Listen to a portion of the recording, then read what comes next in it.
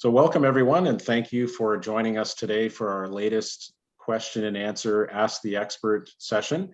My name is Jeff Beach and I'm with Cystic Fibrosis Canada, and I am pleased to be your host and moderator for today's session.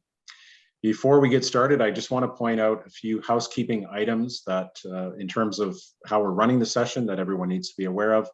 All of the participants, with the exception of those on the panel, are muted, and that is of course to minimize any sort of background noise or disruptions that might come in through this type of webinar or Zoom type meeting, which I'm sure all of us have experienced over the last, particularly the last 18 months or so. If you have any questions or comments that you'd like to make, please make use of the chat feature that's available in Zoom. Eunice, who is one of my colleagues that's here with us today, is going to be monitoring that chat and also monitoring her email. If you'd like to send questions in live, they can be sent to advocacy@cysticfibrosis.ca. That's advocacy@cysticfibrosis.ca. Eunice will monitor both of those and will feed any additional questions that might come in as time will allow throughout the session today. I do want to take this opportunity to thank everyone who submitted questions in advance. We had some really great questions that came in, and we'll do our best to address all of them and at least cover the themes of the questions that were submitted. As I mentioned, if something sparks as you're listening to someone speaking or addressing some of the questions, please feel free to ask additional questions in the chat or email, as I mentioned. I do want to also acknowledge the sponsor for our Ask the Expert information series, which is Horizon Therapeutics Canada. Sorry, let me repeat that again, Horizon Therapeutics Canada. And we thank Horizon for their support in allowing us to provide this important information to the CF community. This session is specific to parenting while living with cystic fibrosis. And I want to remind everyone that Cystic Fibrosis Canada continues to add information and resources to our website and through sessions like this on an ongoing basis. And we also have our ongoing information and referral service available that Eunice, who's my colleague, who's part of this panel today as well, manages and monitors on a regular basis. So if you have any questions at all, if you're looking for any information, if you're looking to connect with us or connect with someone regarding any topic related to cystic fibrosis, as someone living with CF or as a caregiver of someone with CF or a spouse or child or whatever your relation might be, please reach out to us at any time. You can email Eunice. Her email address again is advocacy@cysticfibrosis.ca, or call our toll-free number, which is 1-800-378-2233. And someone will be really happy to get back to you as soon as possible. So let me just start here today as we get underway with a few introductions. And so first I'd like to acknowledge Eunice Mamick, who I've mentioned, acknowledged a couple of times, but want to officially introduce, who is our Associate Community Relations and Resources with Cystic Fibrosis Canada. Eunice, welcome. Thank you for all your work in helping to pull all of this together. Also with us, we have two members of our information and technology support team, John and Darko, who are here to make sure that this session moves along as smoothly as possible and that the recording will be as good as possible for us as we post that later for people to view. We are very fortunate at Cystic Fibrosis Canada to work with a top-notch group of professionals across the country at cystic fibrosis clinics and through partner organizations. And we're most pleased to have two of these professionals here today who have agreed to give of their time and share their expertise on this topic for the CF community. So first, I'd like to introduce Dr. Heather Switzer, who is a child psychologist at Regina General Hospital. Hello. Thank you. Hillary and I are so happy to be able to join you today. I'm a clinical psychologist. I work at Regina General and am primarily based at a children's rehab center. And Hillary has done placements with me, and it was through our placement and Megan reaching out to us that our work with this project began. So yeah, we're really happy to see it through its completion and be a part of the webinar today. Thank you. Great, thank you. So with Heather is Hillary Power, who is a clinical psychology doctoral student. Welcome to you as well. Thanks so much. Yes, hi everyone. Yeah, I'm doing my PhD here at the University of Regina, and my research focuses on people living with CF, and specifically, I usually focus on kids that live with CF and how CF might impact their mental health. But I was really happy to have the opportunity to collaborate with the Adult Cystic Fibrosis Advisory Committee and Megan on this particular resource for parents. So thank you. Great. Thank you both and welcome. We really appreciate you being with us and all the work that you've done to help create these resources, which we'll be referring to throughout the session today. We're also very fortunate to work with such an amazing, passionate, and dedicated community of people who live with cystic fibrosis and their families across the country. The CF community really is an outstanding group, and we are really proud to be representing you all and working side by side with you day in and day out. And today we have two members of the CF community who are people who live with cystic fibrosis, who are also parents. And I'd like to extend a warm welcome to both of you. First, we have Megan Parker, who is the chair of the Adults with Cystic Fibrosis Advisory Committee. Hi, thank you. Yeah, I'm really excited to be here today. So I'm Megan. I am the mother to twin boys that are 8 years old. Thanks, Megan. And we also have with us Rob Birch, who is a longtime volunteer with Cystic Fibrosis Canada, has been in various volunteer leadership positions, is an advocate, a spokesperson, fundraiser. It's pretty much nothing that Rob hasn't done. Welcome to you, Rob. Hi, guys. It's really nice to be here. I was a part of the advocacy program as well as the adult committee, and that's where I met Megan. And when I first started this process of raising my daughter, who's now 21, there wasn't resources like this. So I was really excited to be a part of this, and Megan led the way in astounding fashion and has kept the ship going in the right direction. So really excited to have this launched. Excellent. Thank you both. And we're going to get underway in a moment with some questions. Before that, we have a presentation that Heather and Hillary will be providing to us. As we're just getting ready and that's set up, I just want to remind everybody that this session and all of our Ask the Expert sessions are not intended to provide medical or professional advice to anyone. We ask, of course, that you consult with your clinic physician or other members of your clinic teams with questions regarding your own specific personal circumstances.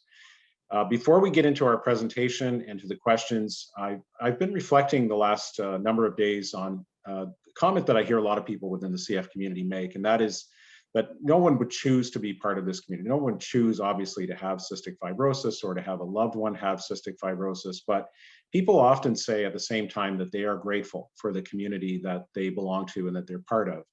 And a lot of that has to do with the passion that people within the CF community have for helping one another. And that's really what we're hoping will come out of this session, is another way for people living with cystic fibrosis to help others who are in similar circumstances. No two people's lives with cystic fibrosis, with their disease and with their families are the same, but people can certainly relate to many of the similar challenges that people living with CF have. And when you layer on the challenges of parenting as well, we're hoping that those experiences that Megan, Rob, and many others have shared will help you who are either parents now dealing with similar circumstances, or those of you that might be joining us who are considering becoming parents yourselves.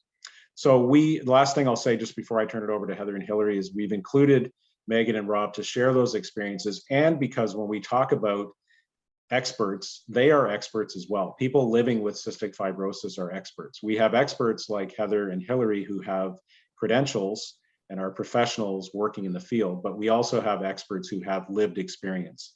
And that is why we have included Megan and Rob as part of this Ask the Expert session today. So we're very pleased to have all of you with us, and we're going to get underway first with a presentation that Dr. Switzer and Hillary have prepared for us.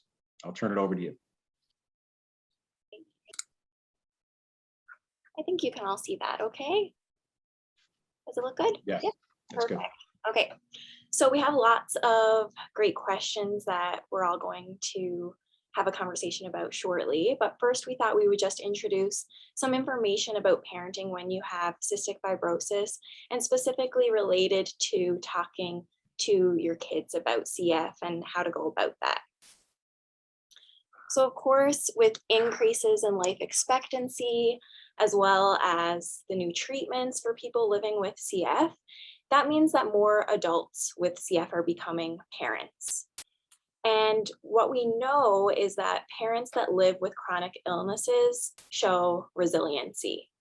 And while there isn't a whole lot of research that focuses specifically on parents living with CF, we do know that other parents that live with chronic illnesses are resilient, but they also may experience different challenges. So things like worrying about emotional implications that your illness may have on your children, feeling uncertain about how to communicate about your illness to your kids who might be of different ages, as well as having difficulty balancing that role between being a patient as well as being a parent.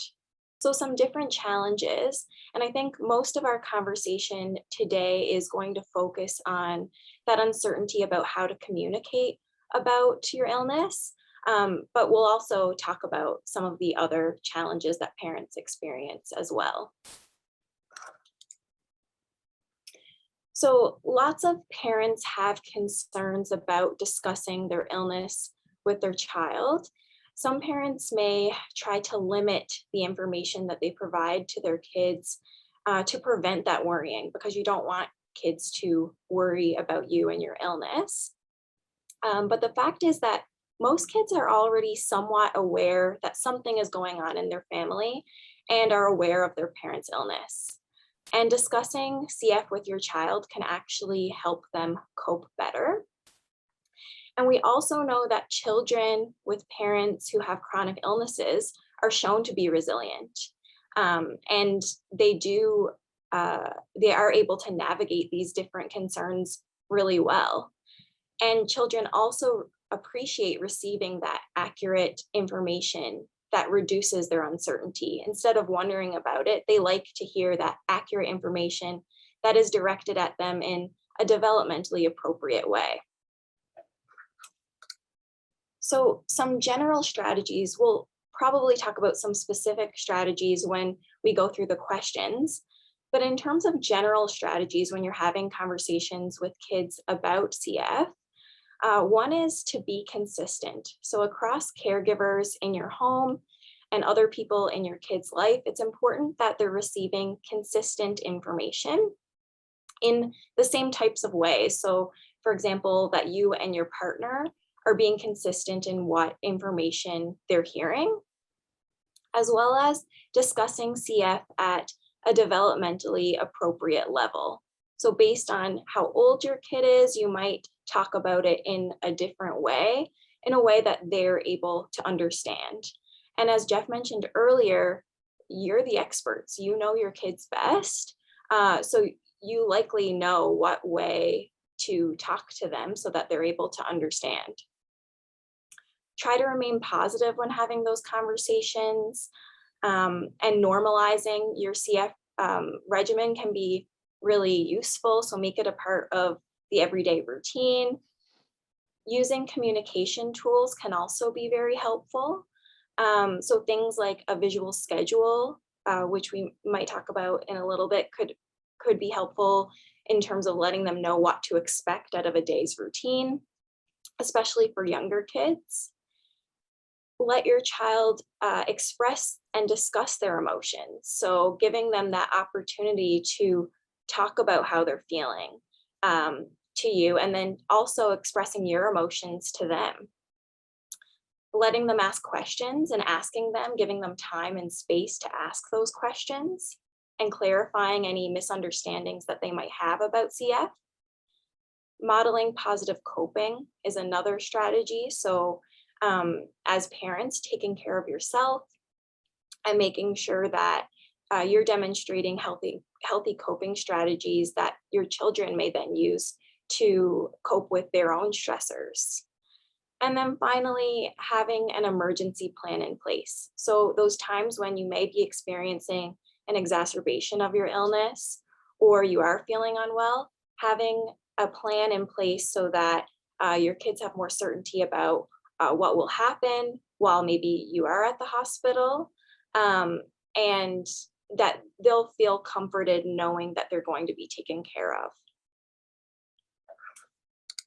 And I'll just end off here with some additional signs that your kid may need some more support. So sometimes we see different signs in children that suggest that they would benefit from talking to a professional or a psychologist or someone at your clinic. So these are things like if you notice your child is withdrawing or isolating themselves from others, that might be a sign that they might require some more support. Signs that they're resentful towards you or your CF, they might need someone else to talk to them about those feelings. If they are displaying physical symptoms like being tired or having stomach aches, that might indicate that they might need more support. Having feelings such as anxiety, anger, frustration, as well as any type of change in behavior from what they normally behave like. So if there's any type of change that you notice, that could be a sign that they may need some additional support. Okay. Heather, did you have anything to add to that? No, I think that was great. Okay. Great. Thank you so much, Hillary and Heather, for putting that great presentation together to kind of get us started here today. I'm sure we'll see lots of those points that we'll come back to as we look at some of the specific questions that have come in from the community.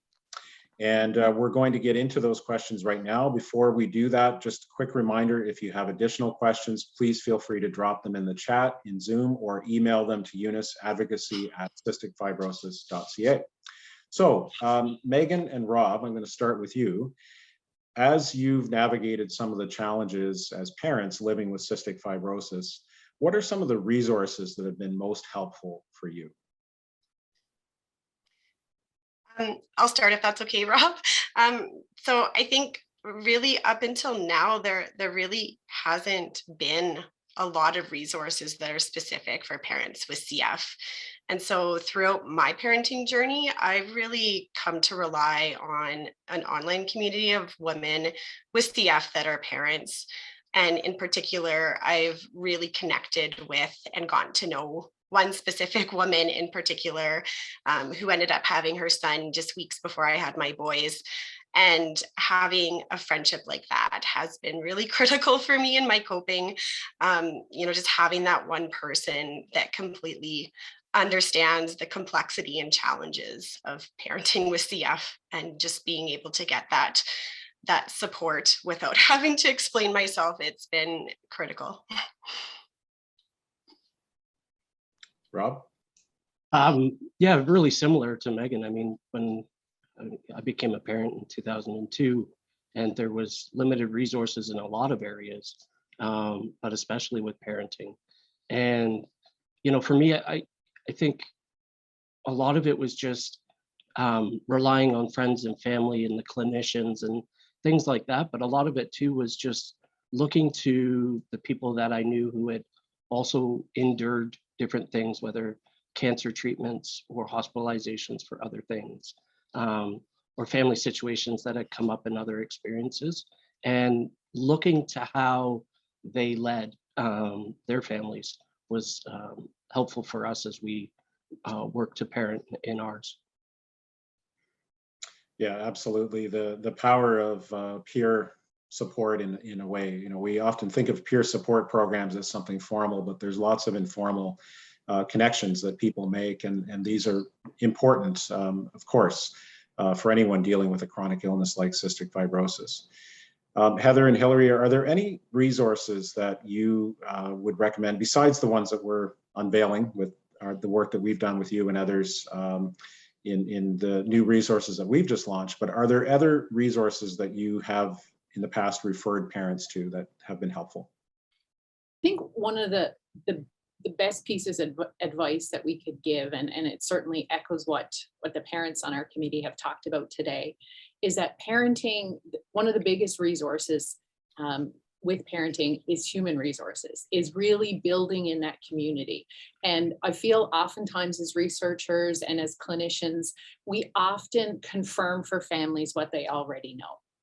And so the first thing I would say to any parent is build in that support network. As a child psychologist, obviously we work with kids, but it goes without saying that we spend a tremendous amount of our time, especially depending on the age of children, working with parents. So when parents look after their physical health and mental health, that is really the first step of taking good care of your children.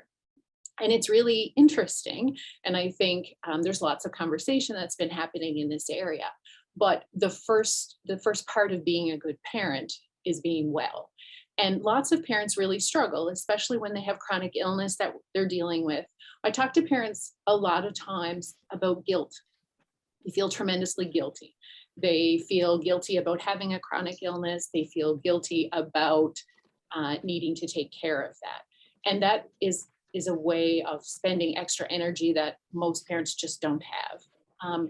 So I think trying to really validate parents in looking after themselves is probably the biggest resource. And certainly this Megan's initiative through the committee's work of trying to document and pull all of those resources together is great. But I think first and foremost, I would say, is for parents to look after themselves, to reach out and ask for help, and to make those connections. And obviously, Megan and Rob have already done that long before there was a committee, right? And just intuitively knowing that that's really crucial and important. Yeah, absolutely. Thank you all. And you know, in thinking of some of the challenges that parents face, one of the challenging periods of childhood, of course, is when children are toddlers. And Megan, I know you mentioned that you have twins. So not only were you dealing with toddlers one at a time, but two at the same time, going through that at the same time. So maybe you can share a bit with us in terms of how you stayed on top of everything that you had to do, to Heather's point about taking care of yourself and staying on top of your treatments for cystic fibrosis, while also chasing around two, what I'm sure were very busy little boys, little toddlers. Yeah, there were some big chaotic years for a while there. But I think for me, my CF has always come first. And so I think it takes a lot, and it's definitely not easy. I think finding that time to do treatments is something that so many of us struggle with. I think for me, some of the things that helped were, really kind of zooming out and getting a better understanding of things like, what is my daily routine like? What are my health needs throughout the day? Understanding my kids' daily routine, and also kind of like, what times of the day are they best able to entertain themselves or be distracted, or when their naps were. I think one of the biggest things is kind of having some killer time management skills, and just being really, really deliberate with where you're spending your time and your energy. So can you multitask? Can you like decrease your load in other areas of your life? Like maybe clean every other week instead of every week, things like that. I think it's also being creative, with activities and setting your kids up for success in the best way possible. And some days it might mean that your kids watch an extra show, and that's totally okay. I think one of the most fun things I did when my kids were, probably like 2 or 3, was I found a fire truck nebulizer, or like air compressor, to do my nebulized medications. And it had like wheels and everything. And my kids are really into fire trucks then. And so the 3 of us would sit with our fire trucks, and then they called it Mama's fire truck. And they each got to take a turn around the kitchen island after I was done my meds. But yeah, just a lot of problem solving, time management, and again, just kind of being creative and adaptable. For sure. Yeah, that's great. Thank you for sharing all of that, Megan. Rob, did you have anything you wanted to add in terms of that toddler period and how you managed it? Yeah, I think what Megan touched on with time management is the biggest thing. Just try to stay organized, try to stay scheduled. You know, not just CF parents, but every parent has schedule nightmares every night when you're trying to figure out, you know, are you going to a dance class or gymnastics or one here and one there, and, you know, bedtime routines and all the other things that are involved, as well as just taking care of yourself in the evening or getting up early. You had to schedule to do those things. So, you know, a lot of for us was just making sure that when we were having downtime, when we were having quiet time, that was treatment time.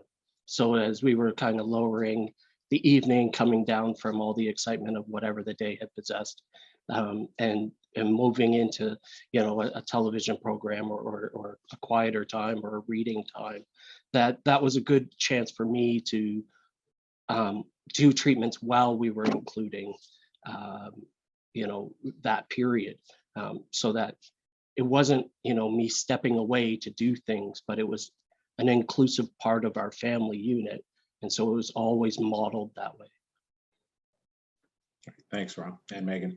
So continuing on, thinking about more sort of younger children, the toddler ages and beyond into early childhood, at what age, Heather or Hillary, would you suggest that someone should really start explaining cystic fibrosis to their child? You talked about the importance earlier of that communication and how it's important to address it and not hide this, but at what age do you think it's best for parents to consider really talking about it with their children?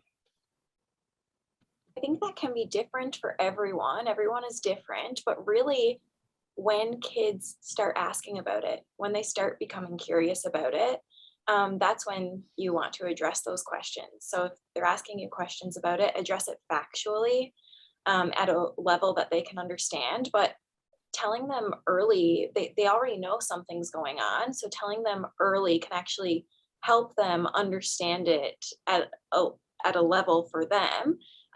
So that becomes also a part of their daily routines, and it's normalizing it, and normalizing it as a part of their life. And I think for younger kids, you want to stick with simple and direct language, and maybe using things like visuals to help them understand. And then as kids get older, you might start explaining things at a higher level, because they are starting to understand more about the body and can comprehend some of more of that complicated language. Heather, did you have something there? Yeah, I mean, I think this ties really nicely to Megan's approach, right, with her fire truck nebulizer. So it just becomes a very normal part of the day. And I'm sure as the boys, if they had questions, you could talk about what it was doing. And it demystifies it. For lots of kids, what we know is that the things that they imagine or think are often things we couldn't anticipate. So being really clear, direct, and factual often is very helpful. But, you know, through our work with families, what I will say, and certainly to families who are listening today, what we have are suggestions and resources, but I think families know best. And so in some families, there might be little kids that, you know, could use that information a little earlier and some later.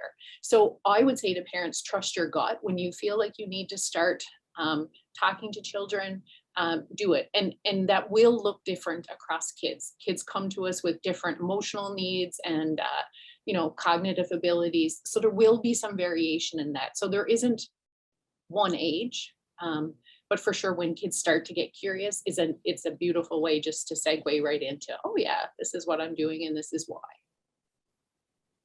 That's great, thank you. So Hillary, you mentioned as kids get older, starting to maybe add a bit more detail and complexity.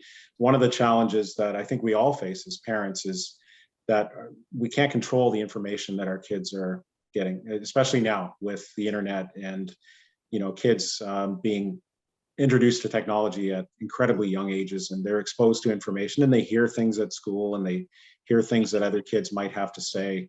So factoring all of that, how do you deal with that? How do you recommend that someone deals with that when, you know, they may not feel that they're ready to talk to their kids about some of the more serious health consequences involved with cystic fibrosis, or what some of those consequences might entail. But yet they know that their kids might be exposed to some of that because they're seeing things online or they're hearing what other kids are saying. Yeah, I think clarifying that information. So when they come to you with something that they've heard, making sure that you're clarifying it and letting them know what is true and what is not. Also, we know that CF affects everyone differently. So for them to have an understanding of how how CF is affecting their parent, that something that they've heard may not necessarily be the same for everyone with CF. So really just clarifying that information, because it's hard to, when they get older, limit the information that they receive when they're getting it from other sources. Heather, did you want to add something? Yeah, I mean, I think the only other thing I would say is, and I think as parents, we're all forced to do this around a number of topics as our kids are finding things on the internet. So really keeping that dialogue open, talking to your kids about, some of the things they see on the internet are not true, they're exaggerations. And if kids have questions that you want them to come to you. And so really reminding them. And that looks very different. Like, I think when our kids are little, we can have really tight control over that, which is awesome. And we're busy in different ways because kids need supervision and we always have eyes on them. As they get older, we have much less control about the information they're getting. So I think starting early, talking to kids about how there's a lot of garbage on the internet, and really helping your children be able to figure that out, and having that open door of come back and talk to me if you ever have questions. Because Hillary's right, like even if they read something that's factual about CF, it may not specifically apply to you as a parent. So yeah, that open communication is key, and starting that early is really important. Yeah, so Rob, you've lived this, obviously. Your daughter is now a young woman, but as she was growing through childhood and into her teenage years and so forth, how did that change? How did it change in terms of how you talked to her about cystic fibrosis and your own health? Well, for starters, the internet wasn't really around when I started. It was there, but it wasn't. For my family, while my wife and I were still dating, Brittany was, a year old, and we had incidents, including a hospitalization that, it opened the door for questions right away. Prior to getting married, I had already had several surgeries. And so a swim at a public pool was evident that my body was different than somebody else's. And so questions were a natural part of our life, and we didn't necessarily worry too much about what was being filtered from the outside, because we had a good control of it on the inside by showing all the different aspects that were going on. We didn't make it too positive without the circumstances being how they were. But simple things like if I was in the hospital, a hospital often can be a very scary and place for a young child. But being real with it, but also, that, yeah, I'm here because I need to get better and things like that. But as well, we would go for walks and look at the art and all the art on the different floors, and search the hospital for all kinds of different wards or places that you can and can't go. And all of these different things that try to make the experience not in a negative light all the time, even though it's very stressful at times. And I think as Brittany grew up, we were able to use that mentality along the way. And interestingly enough, my daughter took an early love of science. And so it really made this an easier journey in that the communication was always open. And I would spend more time correcting her that she can't correct teachers in a certain way about what CF was or transplants were, rather than having to correct what she saw. And I agree that the internet does have a lot that we want to shelter our kids from, but there are a lot of great things that I was able to show Brittany early on like Eva's documentary on her lung transplant and journey with CF, even though the outcome was not positive and those things, I was able to talk to her about how things were when, you know, she was younger or we were younger and how things are now. And, you know, like I can talk about, you know, that when I was a kid, we played with tennis balls at recess, not on the internet, you know, or not playing video games. It's the same thing. When I was young, CF was dealt with in a certain way.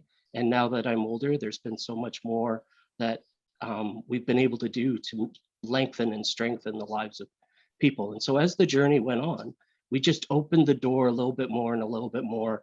And when questions came or conversations would occur, we made sure that we were dealing with, like you said, the truth of the matter, but also in a way that showed our truth. So yes, this is a terminal illness, but we are doing the steps to make sure that my health and the health of our family is taken care of. And those were the ways that we could move forward. Thanks, Rob. And Megan, I know you faced lots of questions from your children as well. Like, you know, what are all those pills for? And you know, why does mommy have to go to the hospital so often? Things like that. So how do you deal with those sorts of questions as they're coming? Yeah, so I mean, like I find that because I do every aspect of my CF care in front of my kids, it wasn't really until, you know, something new or different came up that they really started to ask questions. So like if I had to get a PICC line and I had, you know, the IV tube coming out of my arm, they would notice that and ask questions, right? And so I find as they get older, they definitely do have more specific questions. I mean, they're getting to the part of their lives where they're learning about bodies and differences between people. And there's definitely some more questions. I always try to explain things simply and make sure that they ask or that they have that opportunity to ask any questions to clarify. One question that I really like asking them too is, you know, what made you think about that? It can really help me to tease out like how the information is sitting with them. What information did they get that kind of triggered this question? Even asking something like, you know, how does thinking about this make you feel? Kind of trying to support them with that emotional aspect too, which can be really big. You know, when they ask those really, really specific questions for like, what are those pills for? I sometimes find that it can be helpful to try to relate it to something that they've experienced, but while also highlighting why and how it's different with CF. So like, for example, with enzymes, I might say something like, you know how you sometimes get a tummy ache? Like that's a good opener. You know, like, well, my CF makes my tummy work a little differently. And I would get a tummy ache all the time, but these pills really help so that I don't. So kind of, I don't know, putting it to something that they can relate to, but then again, just talking about what I do differently because of my CF. That's something that I found to be kind of helpful. That's great. Thank you, Megan. Anything, Heather, Hillary, anything that you would add in terms of talking about treatments and explaining that sort of aspect of living with cystic fibrosis with children? I don't think No, so. again, I feel like Megan's gives us another like really nice example of like even that open questioning. So like, what made you think about that? Because you're right. Like sometimes the question is, they're really not distressed at all. They're just curious. Sometimes it could mean that they're worried. And I think, again, asking lots of questions that invite conversation is key. But again, your parenting experts are living this and intuitively doing it. So I would say to parents, you know, Hillary and I are researchers. So we certainly look at things through a specific lens, but, you know, reaching out to other parents, I think are really your experts on this for sure. Absolutely. So just shifting gears a little bit, of course, I don't think any conversation or session nowadays would be complete without at least one question that has to do with COVID-19 and the pandemic. So we're not going to dwell on that today, but I do have one question that came in that relates to it. And that is just in terms of infection control protocols and protocols around the management of the pandemic as well. keeping one safe has always been top of mind for people living with CF. So as you all know, when the world started to be thrust upon the hand washing protocols and things that most people didn't think too much about, people with CF said more or less, welcome to our world. You know, you've been living that your whole lives, basically. But in terms of managing this now from where we are with the pandemic at this point in time, there seems to be a lot of concern among parents who have cystic fibrosis with the nonchalant attitude that some people have around the pandemic. And they want their kids to participate in extracurricular activities and to be involved and engaged with their friends and spending time with their friends and so forth. But they're also concerned because some of these friends or their families aren't necessarily following protocols that we've been advised to follow at this point in time. So do you have any advice? I'll start with Heather and Hillary, and maybe Megan, Rob, if you have anything from your own experience to share in terms of how we can balance that, keeping health and safety protocols in mind, but also allowing kids to have some sense of normalcy in their lives around things like extracurricular activities in schools and sports as things start to open up again. Yeah, Hillary and I have chatted about this lots, and it is a really tricky balance. I mean, in theory, we're going to talk about balance and how you weigh those two things, but it can be very challenging. So the first thing I would say is obviously through good communication as a family, you want to keep talking about this with kids. And this often, I mean, certainly it can affect our elementary school kids, but our teenagers are a whole wild card, right? And as parents, it's really hard to be able to control and anticipate what your teenagers' friends and friends of friends are doing, and those large groups. So again, I think it comes back to figuring out what your family's comfort level is, talking to your child, whether it be a teenager or elementary school student, about the things that they can control. So if we're going to do this, what are the things we can do to minimize? You know, yes, I'd like for you to be able to go, but this is what I need you to do if you do go.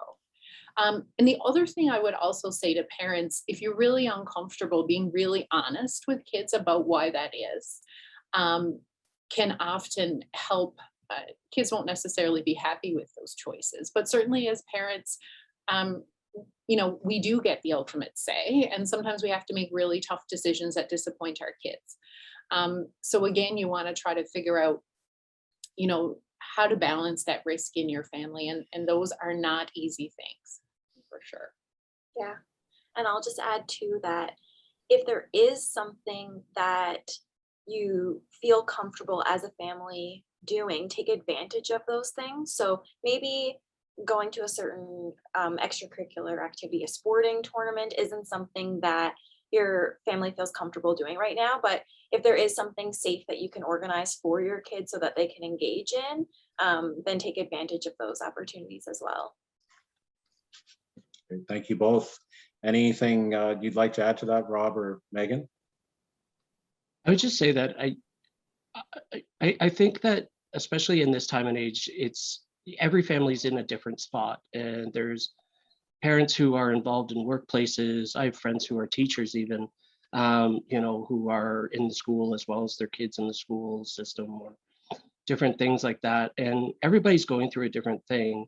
I do think that in some ways we have been almost better prepared for an incident or a season of this.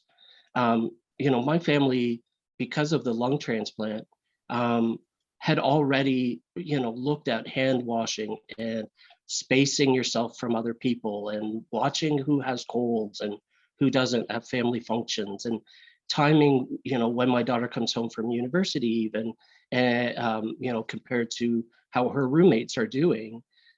These are things that every family has to look at. And I think that, again, communication is key. But you're right. When Dr. Hillary was saying, you know, ultimately there's been times where I've had to tell my daughter that this is not an option, and that can be everything from a health related situation to why we don't touch the stove. And you're going to get a reaction sometimes that you don't necessarily want as a parent, but that's why you're a parent. And at the end of the day, you and your spouse or your partner have to make those decisions and work together and back each other up and know that you're looking out for the betterment of the family as a whole and feel comfortable in that space. Thank you, Rob. Yeah, maybe I'll just add too. I think that kind of going through this pandemic, it's really actually given us as a family a lot of opportunities to talk about almost like taking on other people's perspectives, right? Putting yourself in their shoes. Why do they maybe have these attitudes and behaviors, and why might they be different from us? So kind of just encouraging that compassion and empathy for other people with different circumstances. I think, you know, my kids tend to be quite compassionate and empathetic human beings, but they also really, really care. And they know, to me and my husband, what's really important to us is that we, you know, we take all those precautions quite seriously, because it's not just good for my health, but it's good. You know, it makes other people feel comfortable when they're medically vulnerable too. And so there's been a lot of conversations. They'll come home and, oh, so-and-so wasn't wearing a mask, and they'll get really worked up about it. And so it's just a really good opportunity to talk about, again, other people's perspectives. You know, like, we just need to be a little more careful than other families, and, you know, other families need to be careful about other things. And I think really bringing it back down to, again, like, what are the things that we can control? What's within our control versus, you know, what are things that we really have no say over? Other people's behaviors certainly is one of those things. Yeah. Yeah, that's a very good perspective. Thank you. So Megan, I'm going to stick with you for this question that's come in. What are some CF related educational activities that you've enjoyed doing with your children? Yeah, so, you know, we try to do a lot of just regular teachable moments, but one of my favorite CF related activities, it was actually a consequence of the pandemic when the schools were shut down and we were kind of just winging it. We did this activity where we would each take turns laying on these giant pieces of paper on the floor, tracing our bodies. And then we went through like basic anatomy, drew some of the different body systems, the different body parts. We talked about how they worked, and then it was a really natural way to talk about how things work a little bit differently with my CF. So that was a really, really fun activity to do together. And I think that they learned a ton. And then I also learned a ton about what they understand too. And they were super proud of their posters after, these life-size little Charlie and Desmonds that they hung on their bedroom walls, and then creeped me out in the middle of the night when I would peek on them. And there's these shadow kids on the walls, but it was really, really fun. And again, a really great way for them to learn about CF. That's great. Thank you. So the next question I'm going to throw out to everybody, but I think I'll start with you, Rob, for this one. What advice would you give to someone with cystic fibrosis who is thinking about becoming a parent, or has a goal perhaps that they would like to be a parent at some point in time? I think my advice is the same as with every CF situation, is that you really have to go for it. You can't look at your scenario, look at your life, and hold back from opportunities that are given to you, whether work or vacation or family. And it's the one thing I would say to a parent who has cystic fibrosis, who's looking at having a child, is that being in a family, whether through adoption or step parenting or having your own child through IVF or other means, gives you a resiliency and a purpose in your fight to stay healthy and whole and look at the long term and not just the short term. You know, oftentimes where we can get a mindset that we just don't want to deal with our disease on a regular basis, on a daily basis. That short-sightedness becomes very different when you have a child, because you're looking at long-term plans. You are making goals to see graduations, to see them enjoy university, take trips, eventually maybe get married and grandkids. And I would say that in my time, over 43 years of working and fighting this disease, I have seen so many things change that I would say to somebody that you really don't know what tomorrow holds, and you don't know what 10 years from now holds. And I'd hate for somebody who's thinking about starting a family to get to a place 10 years down the road where they realize they could have went for it, or they could have taken that chance. It's not going to be smooth, and it never is for any parent. Every parent has to weigh why they want to start a family. And that happens whether you have CF or not.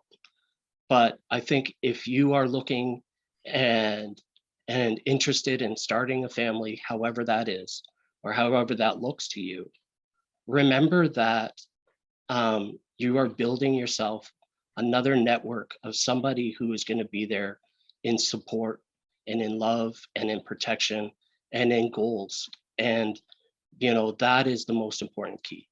My daughter is my largest advocate, my biggest protector, one of the best people I can speak to about my disease. And that is something I wouldn't have if I didn't go down this road.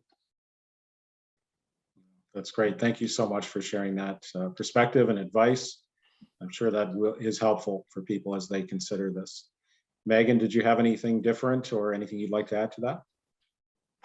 Just a couple extra thoughts. I think coming from the perspective of a woman with CF that went through pregnancy, I think whenever I brought up family planning with clinic, it always revolved around the pregnancy, which obviously is very, very important to explore from that medical perspective. However, honestly, in my experience, the pregnancy was the easy part.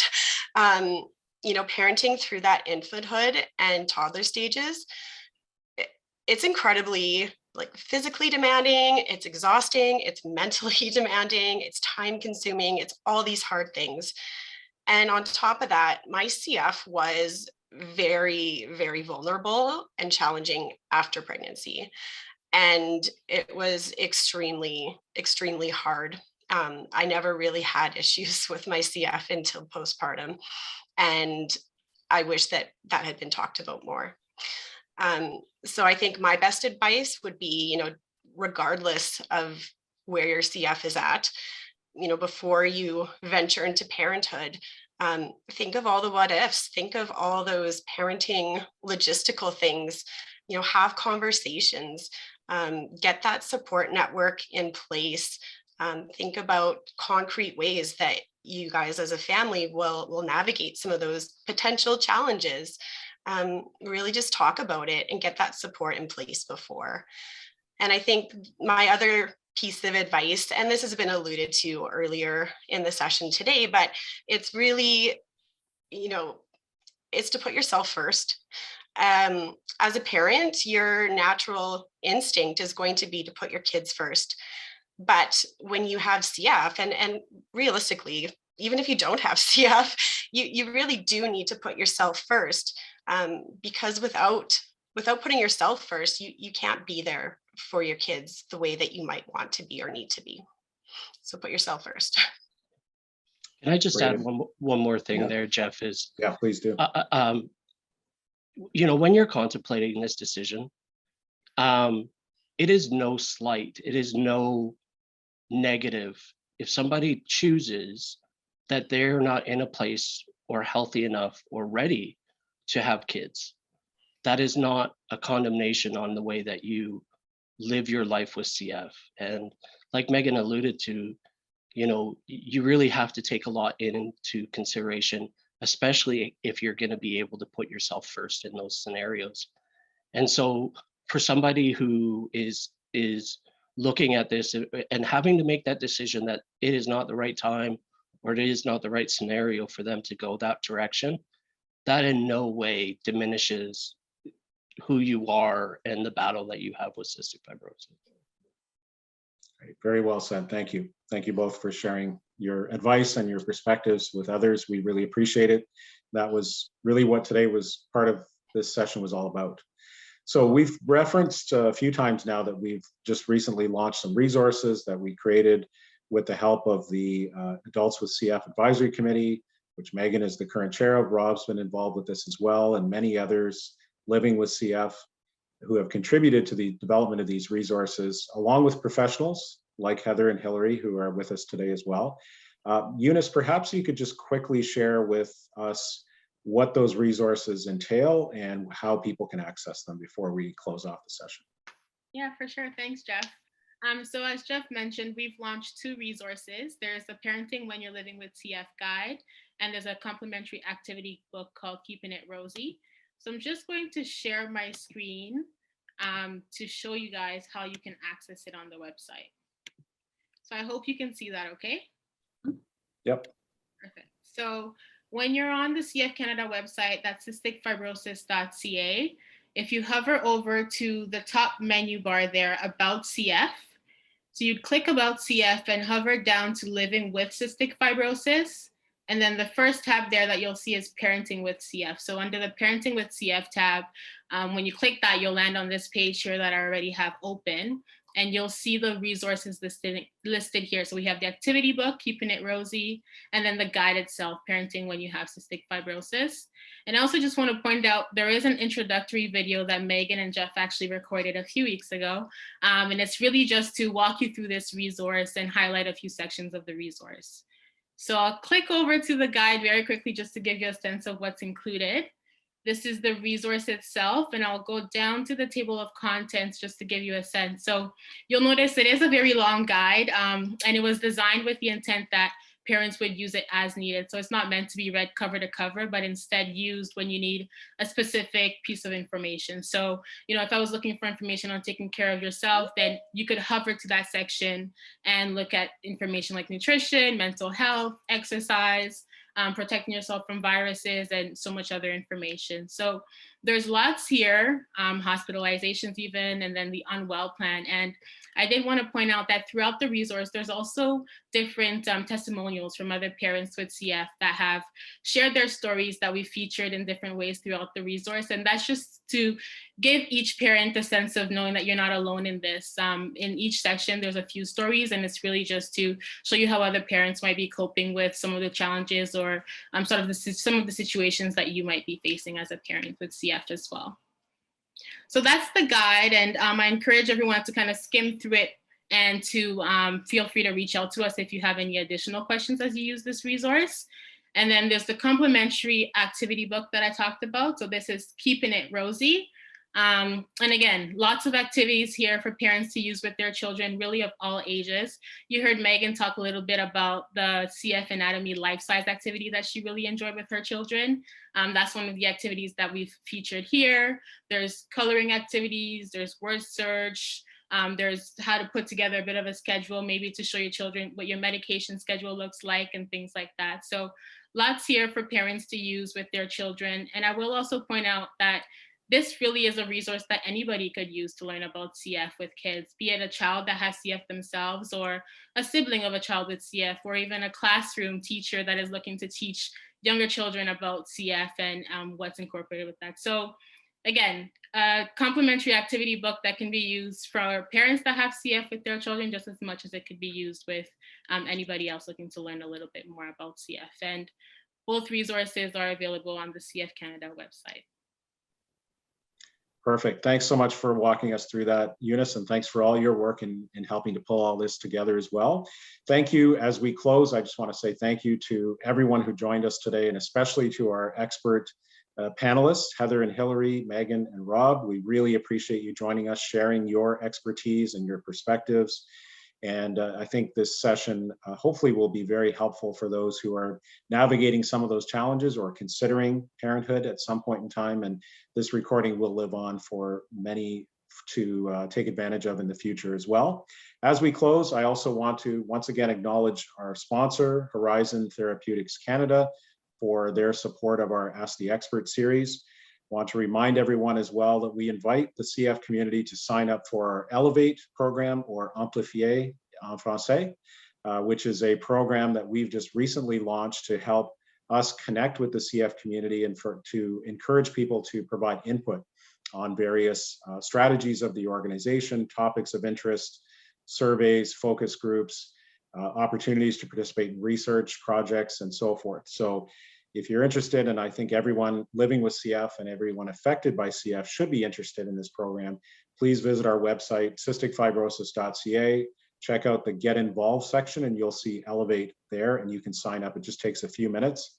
And from there, you will participate in the activities that you're most interested in. So once again, thank you everyone for joining us. And please, as always, reach out to us at any time. If you have questions, if you need support, if you're looking for information, we have a community that is here to ready and willing to share and to respond to those needs and those questions. And we encourage you to do that. Thanks again, everybody. Take care of yourselves and your families. Thank you. Thanks, everyone. Thanks, guys.